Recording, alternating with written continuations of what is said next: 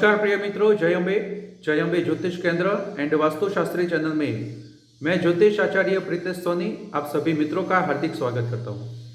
दोस्तों, आज के इस वीडियो में मैं आपको कौन सी जगह पर भोजन नहीं करना चाहिए इसके बारे में आपको मैं बताने वाला हूं। शास्त्रों में इसका वर्णन दिया गया है, क्यों नहीं भोजन करना चाहिए। अगर कहीं पर से वो निमंत्रण में क्योंकि आपको परिचित है, कोई अंगत व्यक्ति है, अगर आपको वहां पर जाना भी पड़े, आपको भोजन करना भी पड़े, तो उसका निवारण क्या है, इस वीडियो के एंड में आपको मैं सब बताने वाला हूं। तो दोस्तों, आप सब जुड़े रहिए। ये वीडियो आज का बहुत ही खास रहने वाला है, इसे अंत तक जरूर देखिए। और आगे बढ़ने से पहले आप सबसे निवेदन है, चैनल को सब्सक्राइब कर लीजिए, बाजू में दिए गए बेल आइकन को आप ऑल कर लीजिए, ताकि हमारी आने वाली जो भी वीडियो है उनकी नोटिफिकेशन आपको तुरंत ही मिल जाए। तो शुरू करते हैं दोस्तों। मित्रों, शास्त्रों में 4 ऐसी जगह बताई गई है जहां पर कभी भी आपको भोजन नहीं करना चाहिए। क्यों नहीं करना चाहिए इसके बारे में आपको बताने वाला हूं। सबसे पहले तो कहा गया है कि वास्तु पूजन जहां पर भी होता है, वहां पर अगर आपको निमंत्रण मिलता है भोजन करने के लिए, तो वहां पर कभी भी भोजन नहीं करना चाहिए। क्यों नहीं करना चाहिए मित्रों? वास्तु पूजा कब होती है? जब किसी भवन का, किसी मकान का निर्माण होता है, या फिर किसी जगह पर रिनोवेशन कार्य होता है, तो उस जगह पर छोटे छोटे जो सूक्ष्म जीव है, जीव जंतु है, उनकी मृत्यु होती है किसी भी प्रकार से।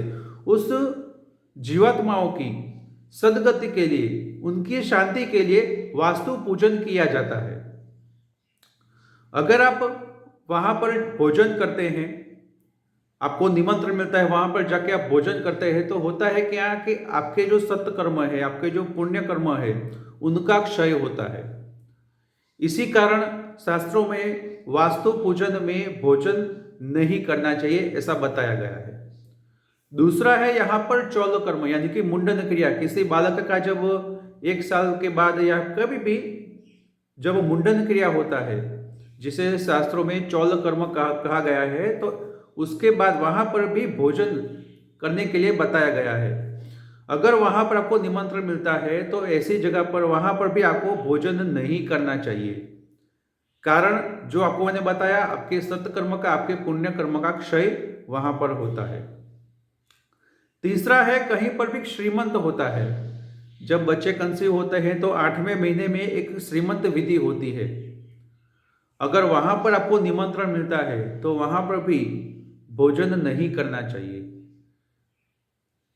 क्योंकि वहां पर भी आपके पुण्य कर्म का, सत्कर्म का क्षय होता है। हालांकि जो 16 संस्कार बताए गए हैं शास्त्रों में, गर्भधान से लेकर जो 16 संस्कार जो बताए गए, उसका पालन आजकल वैसे भी नहीं होता है।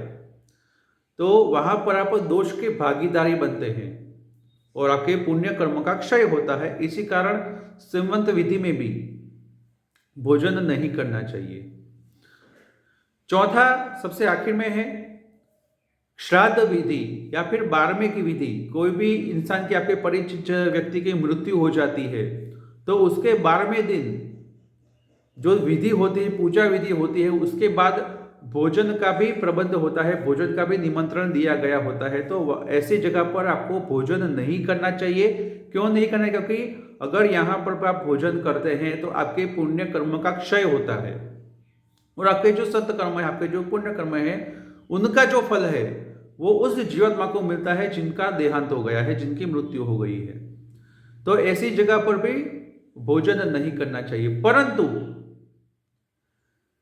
आजकल के समय को लेकर, जगह से कि आपके कोई परिचित है, आपको कोई अंगत व्यक्ति है, अगर वहां पर आपको निमंत्रण मिलता है, आप वहां पर मना नहीं कर सकते हैं। पहला तो यही है कि आपको भोजन नहीं करना है, परंतु किसी वजह से आपको वहां पर जाना ही पड़े, आपको भोजन करना ही पड़े, तो भी ऐसे ही कभी भी भोजन मत करिए। वहां पर आप अपनी जो भी व्यवहार होता है, उस तरह से आप वहां पर 100-200 जो भी है, आप वहां पर रखिए।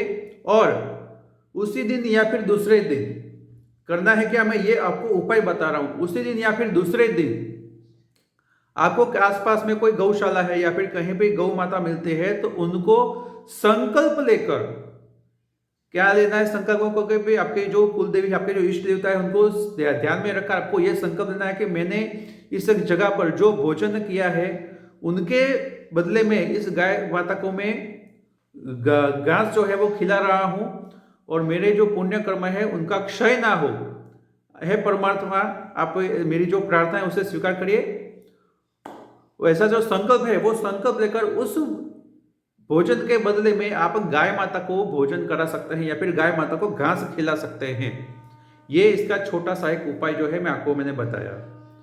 सबसे आखिर में एक और बात है जो आपको जानना जरूरी है। कहीं पर भी कोई मंदिर में या कहीं पर भी देवस्थान में कहीं पर भंडारा होता है, हालांकि भंडारा ये तो प्रसादी है, ये तो सभी को लेनी जो बहुत ही नसीबा लोग मिलते हैं, इसमें कोई प्रॉब्लम नहीं है। परंतु दोस्तों कहीं पर भी भंडारा है तो बिना पैसे दिए, यहां पर मैं पैसों की बात नहीं कर रहा हूं, परंतु ऐसे ही फ्री में कभी भी भंडारे का खाना नहीं खाना चाहिए।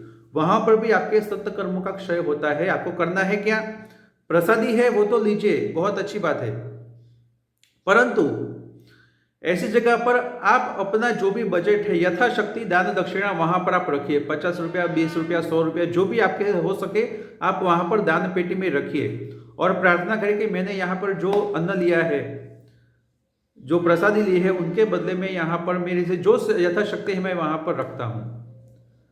तो ये बहुत ही छोटा सा एक उपाय है जो आपको मैंने बताया। और दोस्तों आपको ये वीडियो कैसी लगी, मेरी जानकारी कैसी लगी? अगर वीडियो अच्छी लगी तो इसे आप लाइक करिए और इसे आप शेयर भी करिए ताकि और लोगों को भी सही जानकारी मिले। और इस वीडियो के प्रति आपके जो प्रतिभाव है कमेंट बॉक्स में आप लिखकर मुझे जरूर बता सकते हैं। तो मिलता है दोस्तों एक नए वीडियो में एक नई जानकारी के साथ। तब तक के लिए जय अम्बे।